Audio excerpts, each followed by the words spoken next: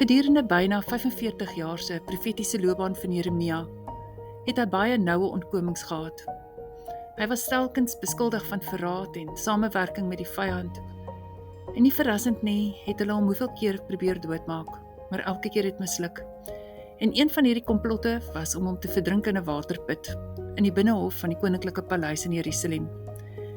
En hier op hierdie foto, soos julle kan sien, wat geneem is by die City of David, as jy met die trappies opgaan daar onder die dak, as jy daar afkyk, is dit die waterreservoir. En hulle het gedink dat dit vol water was en dat Jeremia daar sou verdrink, maar daar was net modder daarin. En ek lees graag vir ons die volgende. In Jeremia 38 vers 7 tot 13. Toe het Ebed-Melek, die Ethiopiër, 'n hofdienaar wat in die paleis was, gehoor dat hulle Jeremia in die put gesit het.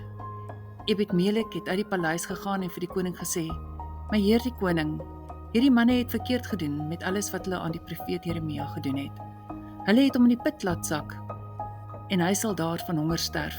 Toe beveel die koning Ebed-Melek en hy het vir Jeremia met ou lappe en toue uit die put uitgehaal. In die binnehof van die koning se paleis het hulle vir Jeremia in die diep modderput weggegooi, omdat hy die waarheid van die Here verkondig het. Sy vyande wou hom vir altyd stilmaak, sy stem verdrink in die diepte. Maar die Here sien sy knegg en hy stuur hulp uit 'n onverwagste oord. Ebed-Melek hoor van die onreg en hy kan nie stil bly nie.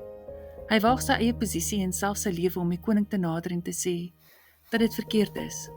Die koning luister en met toue en met lappe in sy hande gaan hy na die put toe. En hy roep na Jeremia om die lappe onder sy arms te sit, dat die tou hom nie sou seermaak nie. Stadig trek hulle vir die profeet uit die diepte, uit die dood terug na die lig. Die Here vergeet nie. In die dag van oordeel en die val van Jerusalem, gee hy aan Ebed-Melek 'n persoonlike belofte. Jy sal gespaar word, want jy het jou vertroue op my gestel. Een daad van moed, een daad van barmhartigheid, het nie net die profeet gered nie, maar ook die redder self. Soms plaas die Here ook iemand oor ons pad, wat in die modder van moedeloosheid of van vrees sit.